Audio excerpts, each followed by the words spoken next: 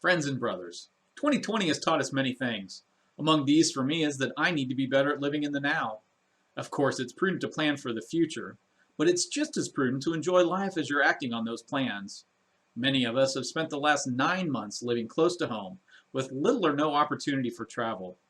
I believe that we will soon be reaching the end of those restrictions, and soon we will once again enjoy the freedom to travel and experience the world outside of our homes and communities. Because of this, I'm extremely excited to announce that I will be moving ahead with plans to offer an 11-day, 10-night group trip to Scotland, departing on September 24th. This trip was designed by my good friend and brother, Patrick Craddock, of the Craftsman's Apron Travel, to provide a unique cultural and Masonic experience. Our first stop will be in Edinboro and the surrounding countryside. Of course, we'll be visiting the historically significant sites like Edinburgh Castle, Bannockburn Battlefield, and Stirling Castle. But then in addition to those, we'll also be visiting some Masonically significant sites, like Canongate Kilwinning Lodge, where Robert Burns was inaugurated Poet Laureate of the Lodge, the Grand Lodge of Scotland, and we'll have a special treat when we visit Roslin Masonic Lodge for a presentation before visiting the Roslin Chapel, which some hold to be the world's high temple of masonry. If you're a shopper, then Edinburgh's Royal Mile offers some of the best shopping in all of the UK. Our next stop will be Inverary and the surrounding area. If you're a fan of Downton Abbey, you'll immediately recognize Inverary Castle as the home of Shrimpy.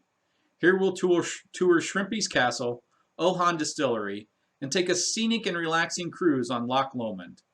In addition to these, we'll take an interesting peek back into time when we visit Kilmartin Museum Church and Graveyard, which is a fascinating area of Scotland that holds 800 historic monuments, many of which appear to be the grave sites of Knights Templar, who found refuge in this area following the excommunication and persecution of their order.